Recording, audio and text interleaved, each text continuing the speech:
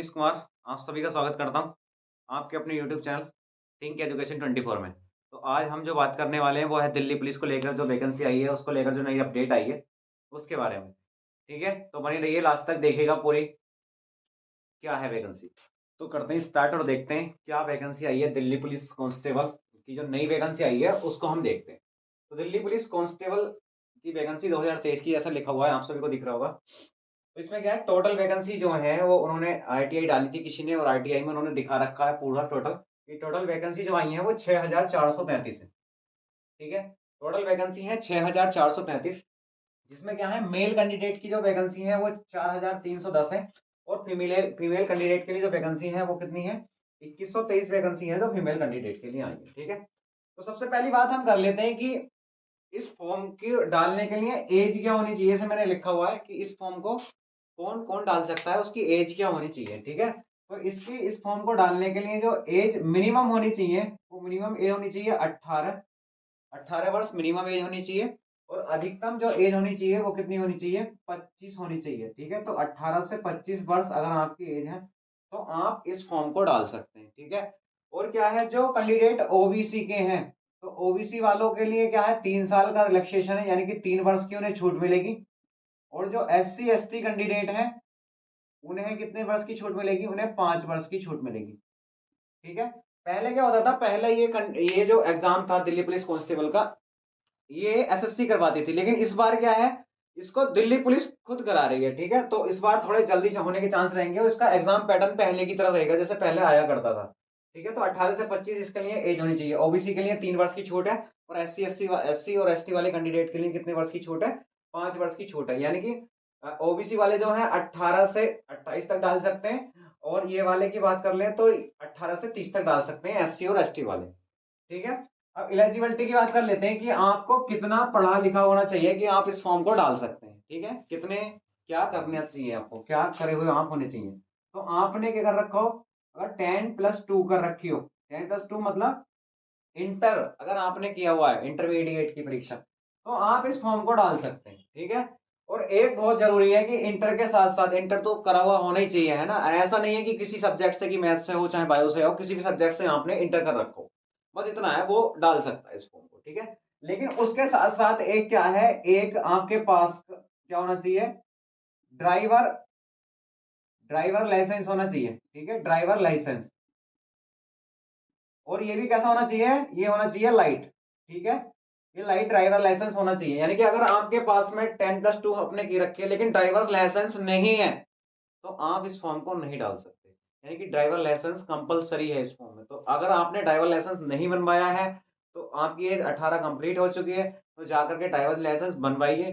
ठीक है, तभी आप इस फॉर्म को डाल सकते हैं। क्योंकि अभी हम आगे देखते हैं, क्योंकि अभी क्या है ना, ये वाले फॉर्म अभी आए नहीं है, आने वाले हैं जस्ट। ठीक है, तो उससे पहले का इसमें ड्राइवर लाइसेंस मांगा जाएगा, तो आप जाकर के इसमें ड्राइवर लाइसेंस के लिए अप्लाई कर सकते हैं। ठीक है, फिजिकल की बात कर लेते हैं। इसमें क्या होगा, फिजिकल होता है, उसके बाद में फिजिकल में सबसे इंपॉर्टेंट है कि फिजिकल में हाइट कितनी होनी चाहिए, सबसे इंपॉर्टेंट बात ये है। ठीक है, तो हाइट की बात कर लेते हैं हम। तो हाइट जो मेल कैंडिडेट के लिए है, पुरुषों के लिए जो है, मेल के लिए, इसमें हाइट पुरुषों के लिए 170 सेंटीमीटर होनी चाहिए। ठीक है, 170 सेंटीमीटर होनी चाहिए। ठीक है, अगर कोई candidate S C S T से आता है तो उसके लिए 5 सेंटीमीटर की छूट है, यानी कि 165 भी अगर है तो वो चल जाएगी। यानी कि एस सी एस टी वालों के लिए कितनी मांगी गई है, 165 होनी चाहिए। फीमेल की बात कर लें कि फीमेल कैंडिडेट के लिए जो हाइट होनी चाहिए वो कितनी होनी चाहिए, तो फीमेल जितनी कैंडिडेट है उनके लिए 157 सेंटीमीटर, 157 सेंटीमीटर क्या होनी चाहिए, हाइट होनी चाहिए। ठीक है, और जो candidate S C S T से आते हैं फीमेल में, उनके लिए इसमें 2 सेंटीमीटर का रिलैक्सेशन है, यानी कि 155 सेंटीमीटर अगर आपकी हाइट है एस सी एस टी वालों की, तब भी आप इस फॉर्म को डाल सकते हैं। ठीक है, अब बात कर लेते हैं इससे आगे कि इसका एग्जाम पैटर्न क्या रहता है, एग्जाम में क्या क्या सब्जेक्ट आते हैं, कौन कौन से सब्जेक्ट आते हैं। तो एग्जाम पैटर्न की हम बात कर लेते हैं, तो मैं एग्जाम पैटर्न के बारे में देख लेते हैं। तो एग्जाम पैटर्न क्या आता है इसमें, सबसे पहले मैं इधर बना देता हूँ एग्जाम पैटर्न के लिए, जीएस। ठीक है, उसके बाद जीएस आता है, 50 क्वेश्चन आएंगे। ठीक है, 50 क्वेश्चन आएंगे, और कितने नंबर के आएंगे, यहाँ पे मैं मार्क लिख देता हूँ, मार्क्स कितने नंबर के, 50 नंबर के आएंगे 50 क्वेश्चन। तो उसके बाद आएगा मैथ, मैथ जो आएगा वो 15 क्वेश्चन आएंगे और 15 ही नंबर के आएंगे, 15 क्वेश्चन 15 नंबर के। उसके बाद आ जाती है रीजनिंग। रीजनिंग जो आएगी वो 25 क्वेश्चन आएंगे और 25 ही नंबर के आएंगे, ठीक है। रीजनिंग 25 क्वेश्चन 25 नंबर के। उसके बाद आता है इसमें कंप्यूटर। कंप्यूटर तो कंप्यूटर जो आएगा वो 10 नंबर के 10 ही क्वेश्चन आएंगे, ठीक है। तो ओवरऑल देखा जाए तो 100 क्वेश्चन है और कितने मार्क्स के हैं, टोटल 100 मार्क्स के, ठीक है। 100 नंबर का पेपर आएगा और 100 ही उसमें क्वेश्चन आपको देखने को मिलेंगे।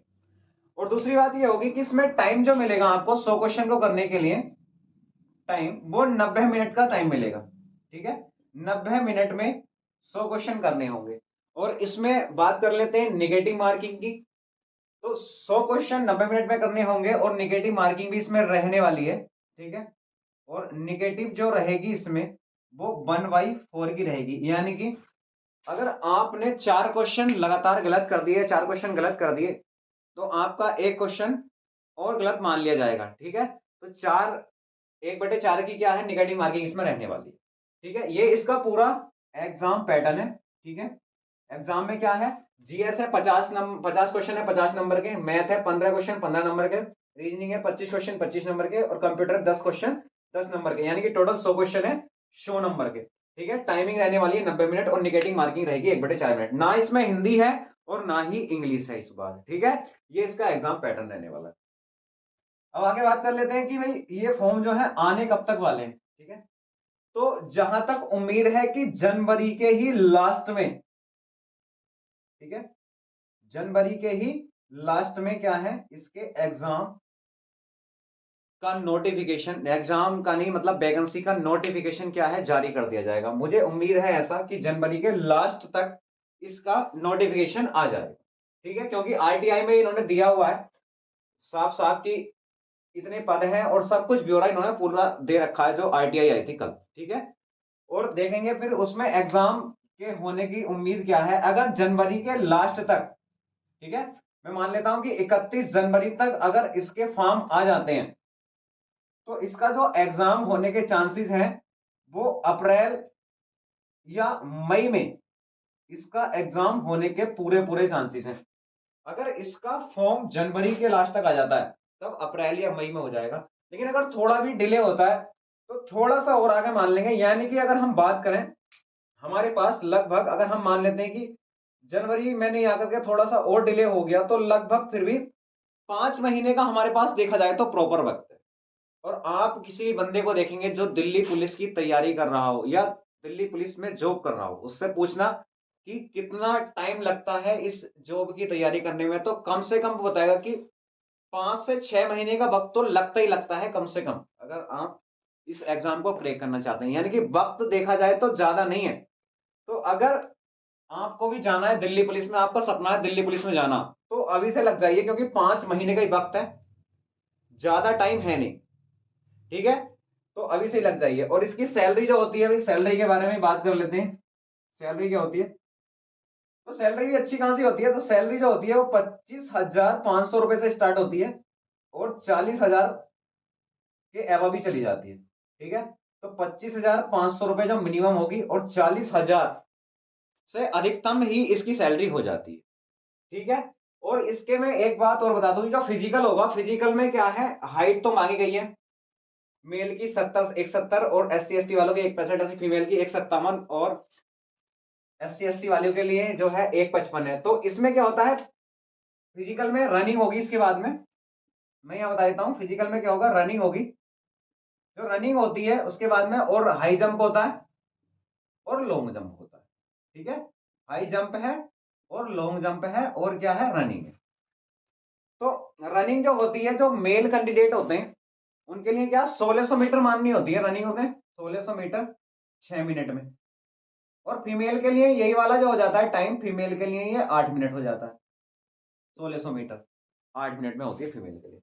हाई जंप की बात कर लेते हैं और लॉन्ग जंप की। तो लॉन्ग जंप जो होता है ये 14 फीट के आसपास होता है, जो मेल के लिए है, और फीमेल के लिए 9 फीट के आसपास है। हाई जंप के लिए बात कर लेते हैं तो ये 3 फीट 9 इंच के आसपास है और फीमेल के लिए है 3 इंच, वो 3 फीट, ठीक है। तो ये इसमें हाई जंप लॉन्ग जंप भी रहता है, ठीक है। तो यानी कि फिजिकल थोड़ा अच्छा रहता है, तो इसलिए क्या होता है कि जो इसकी जो एग्जाम है, एग्जाम की जो कट ऑफ है वो थोड़े से कम जाती है, क्योंकि इसमें फिजिकल कुछ अच्छा खासा है। एग्जाम की कट ऑफ के बारे में भी हम आगे बात करेंगे कि क्या पिछले बार की कट ऑफ रही थी और इस बार रहने के क्या चांसेस हैं, ठीक है। तो अगर आपको भी ये जानकारी अच्छी लगी हो तो वीडियो को लाइक करना, चैनल को सब्सक्राइब करना, ठीक है। ऐसी न्यू वैकेंसी की अपडेट आपको मिलती रहेगी, ठीक है। तो मिलेंगे किसी न्यू वैकेंसी की अपडेट को लेकर। Thank you everyone.